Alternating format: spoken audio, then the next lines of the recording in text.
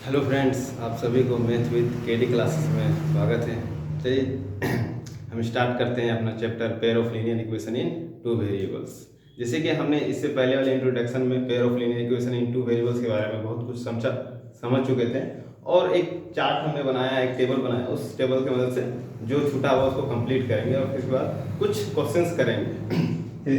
Pair of linear equation in two variable हमने कल ही introduction chapter में हमने बात कर लिया था कि pair of linear equation in two variable a1x plus b1y plus c1 is equal to 0, a2x plus b2y plus c2 is equal to 0 के फॉर्म में रहता है। अब देखिए हमने टेबल बनाया है रेशियो ऑफ कोफिशिएंट, जो रेशियो है उनके कोफिशिएंट का और प्लस लाइन इन ग्राफ, किस तरह लाइन ड्रॉ होता है ग्राफ में, उसके बाद कितना सॉल्यूशन होता है, टाइप ऑफ सॉल्यूशन समझते करके।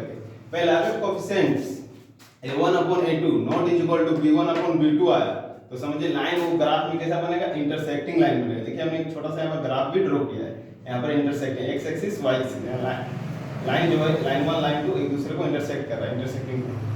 इसमें यूनिक सॉल्यूशन होता है, वन सॉल्यूशन होता है, एक्स का एक सिंगल सॉल्यूशन आएगा, वाई का एक सिंगल सॉल्यूशन आएगा।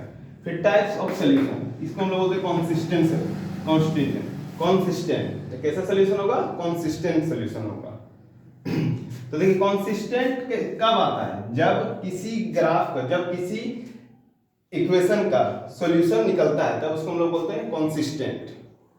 अब दूसरा में आते हैं, नंबर 1 हो गया, number 2 a1 upon a2 is equal to b1 upon b2 is equal to c1 upon c2। जब कोएफिशिएंट का रेशियो इक्वल हो तब उसको हम लोग बोलते हैं कोइंसिडेंट लाइन। इसमें क्या होता है, एक लाइन दूसरे लाइन पर ओवरलैप करता है, लाइन 1 और लाइन 2। इसमें क्या होता है, इनफिनाइट ऑफ मेनी सॉल्यूशन, हमने कल ही बता दिया था कि मेनी सॉल्यूशन इसमें करता है। इसमें भी टाइप्स ऑफ सॉल्यूशन कैसा होगा, कंसिस्टेंट होगा। अब आते हैं तीसरा, a1 upon a2 is equal to b1 upon b2 not is equal to c1 upon c2। इसमें कैसा लाइन ड्रॉ होता है, तो लाइन पैरेलल लाइन ड्रॉ होता है, इसमें नो सॉल्यूशन आता है। इसमें क्या होगा आपका, कैसे किस टाइप का सॉल्यूशन होगा, इनकंसिस्टेंट होगा। मतलब एक चीज समझिए, जिसमें सॉल्यूशन आएगा उसको कंसिस्टेंट बोलेंगे, जिसका सॉल्यूशन नहीं आता है उसको हम लोग इनकंसिस्टेंट बोलेंगे। जो कल पढ़े थे उस टेबल की मदद से हमने कल वाला सारा एक समरी के रूप में रिवीजन कर लिया। अब चलिए कुछ क्वेश्चंस करते हैं, इन्हीं पर कुछ क्वेश्चंस करेंगे।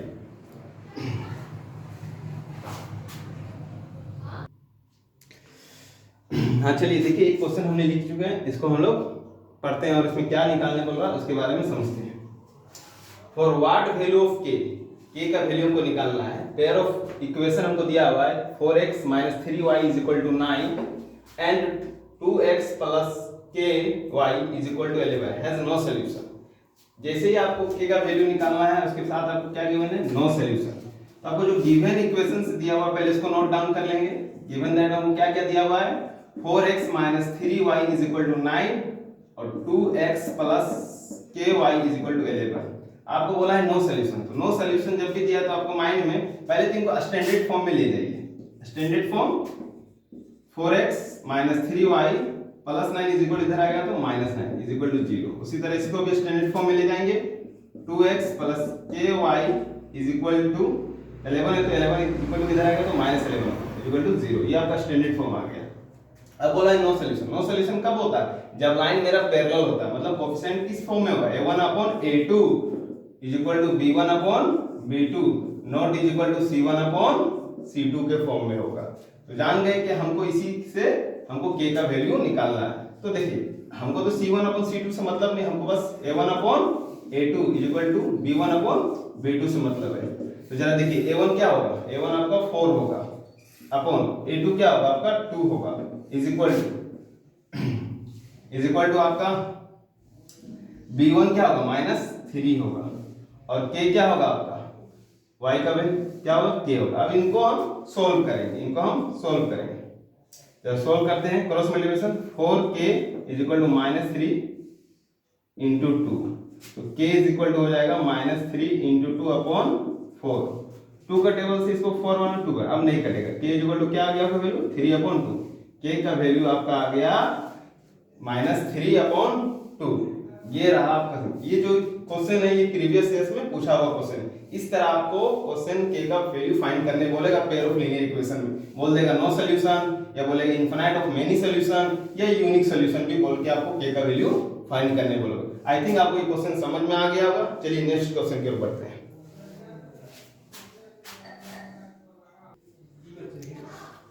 चलिए देखते हैं फिर नेक्स्ट क्वेश्चन। कहता है कि find the value of alpha and beta for which of the following pair of linear equation has infinite of solution. कितना सॉल्यूशन दिया? इनफिनाइट ऑफ सॉल्यूशन दिया हुआ। 2x + 3y = 7, alpha x + beta bracket close y = 28। मतलब हमको बोल दिया infinite of many solution. इसी के मदद से हम अल्फा और बीटा का सॉल्यूशन निकालेंगे। चलिए गिवन दैट में जो दिया है उसको नोट डाउन करते हैं। गिवन दैट हमको दिया हुआ है 2x + 3y = 7। इसका स्टैंडर्ड फॉर्म में लिख लेंगे 2x + 3y - 7 = 0। अब दूसरा हमको दिया हुआ है alpha + beta close bracket y = 28। इसको स्टैंडर्ड फॉर्म में लिखेंगे alpha x + beta close bracket y - 28 = 0। ये हमने स्टैंडर्ड फॉर्म में लिख लिया। अब इनफिनाइट ऑफ मेनी सॉल्यूशन, जब भी इनफिनाइट ऑफ मेनी सॉल्यूशन कहता है तो कोइंसिडेंट लाइन ड्रॉ होगा और उसमें कोएफिशिएंट का क्या रेशियो होता है? We have a1/a2 = b1/b2 = c1/c2। यही होता है इनफिनाइट ऑफ मेनी सॉल्यूशन में कोएफिशिएंट का रेशियो। अब इनका वैल्यू जो है इनको पुट करेंगे और सॉल्व करेंगे। चलिए देखिए a1 आपका क्या है? a1 आपका 2 है अपॉन a2 क्या है? अल्फा है इक्वल टू b1 क्या है आपका? 3। अब b2 क्या है? अल्फा प्लस बीटा है, alpha plus beta equal to c1 क्या है आपका? देखिए c1 -7 है और c2 क्या है आपका? -28। देखो दोनों माइनस माइनस प्लस हो जाएगा। अब एक बार इन दोनों को सोल्व कर लेंगे, फिर एक बार इन दोनों को सोल्व कर लेंगे तो मेरा निकल जाएगा 2/α = 7/28। देखिए 7 × 7 = 7 4 क्रॉस मल्टीप्लिकेशन करेंगे 2 × 4 = अल्फा, अल्फा = 8। अल्फा का वैल्यू हमको 8 आ गया। अब हम बीटा निकालना है अगेन, तो हम लिखेंगे 2α + बीटा = 7/28। 7 × 1 1 ये 4 1 cross multiplication 4 2 8 = alpha plus beta.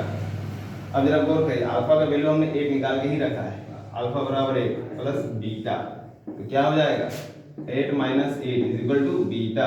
तो बीटा = 8 में गया 0, मतलब अल्फा का वैल्यू 8 होगा और बीटा का वैल्यू 0 होगा। तो ये आपका देखिए सिंपल सॉल्यूशन था। बस आपको इसका पता होना चाहिए कि इनफिनाइट ऑफ मेनी सॉल्यूशन होता है तो कोएफिशिएंट का रेशियो क्या होगा, यूनिक सॉल्यूशन होगा तो कोएफिशिएंट का रेशियो क्या होगा, नो सॉल्यूशन होगा तो कोएफिशिएंट का रेशियो क्या होगा, ये आपको याद रखना है। इसको याद रखने से आप इजीली आप निकाल सकते हैं। ये सारा क्वेश्चन प्रीवियस ईयर्स का आया हुआ क्वेश्चन है।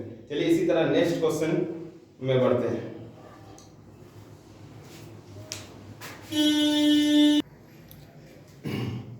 चलिए आइए देखते हैं फिर नेक्स्ट क्वेश्चन।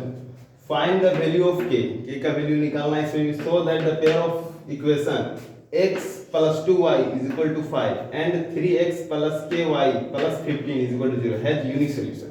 देखिए पहला क्वेश्चन में हमने किया था इनफिनाइट ऑफ मेनी सॉल्यूशन, दूसरा में हमने किया पहला में हमने किया था नो सॉल्यूशन, दूसरा में किया था इनफिनाइट ऑफ सॉल्यूशन और तीसरा हम लोग कर रहे हैं यूनिक सॉल्यूशन। तीनों हमको कोएफिशिएंट याद हो जाएगा इसीलिए क्वेश्चंस कर रहे हैं। चलिए जो गिवन दैट दिया हुआ उसको नोट डाउन करते हैं। x + 2y = 5 स्टैंडर्ड फॉर्म में लिख लेते हैं। x + 2y + 5 इधर आएगा तो -5 होगा इक्वल 0। दूसरा क्वेश्चन हमको स्टैंडर्ड फॉर्म में ही दिया हुआ है 3x + ky + 15 = 0। अब देखो वी हैव हमको क्या बोला हुआ है, यूनिक सॉल्यूशन बोला हुआ है। यूनिक सॉल्यूशन मतलब इंटरसेक्टिंग लाइन होता है, उसमें कोएफिशिएंट का रेशियो क्या होता है a1/a2 not is equal to b1/b2, यही होता है। अब चलिए a1 को खोजते हैं। a1 क्या है मेरा 1 है, कुछ नहीं तो 1 है x के साथ और a2 3 not is equal to b1 क्या है आपका, b1 आपका 2 है और b2 k है। अब इसको सॉल्व करते हैं क्रॉस मल्टीप्लिकेशन तो k × 1 not is equal to 2 × 3 क्या हो जा रहा है आपका k = 6, k not is equal to 6। मतलब आपका जो k का वैल्यू आएगा कोई भी नंबर आ सकता है, बस किसको छोड़कर, 6 को छोड़कर, 6 को छोड़कर ओके के का वैल्यू कुछ भी हो सकता है, के का वैल्यू कुछ भी हो सकता है। तो यहाँ लिख सकते हैं द वैल्यू ऑफ के, द वैल्यू ऑफ के इज एनी नंबर विदाउट 6, मतलब 6 को छोड़कर कोई भी नंबर आपका के का वैल्यू हो सकता है। इसमें के का वैल्यू कोई भी हो सकता है 6 को छोड़कर, तभी वो कौन सा सोल्यूशन बनाएगा, यूनिक सोल्यूशन बनाएगा। आई थिंक आपको ये समझ आ गया होगा। चलिए नेक्स्ट क्वेश्चन की ओर बढ़ते हैं।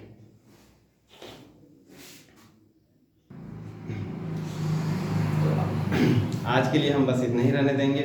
आई थिंक आपको टेबल जो समझाए थे शुरू में वो समझ आ गया होगा, और उन्हीं टेबल का एक एक एग्जाम्पल हमने ले लिया।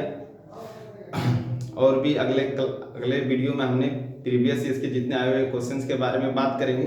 उसके बाद हमने एक्स और वाई का वैल्यू फाइंड करने के लिए 2 मेथड जो होता है वो मेथड के बारे में डिस्कस करेंगे, एक सब्स्टिट्यूशन मेथड और एक एलिमिनेशन मेथड के बारे में हम लोग नेक्स्ट वीडियो में बात करेंगे। आपको ये वीडियो अच्छा लगा हो तो चैनल को शेयर करें और सब्सक्राइब करें। Thank you.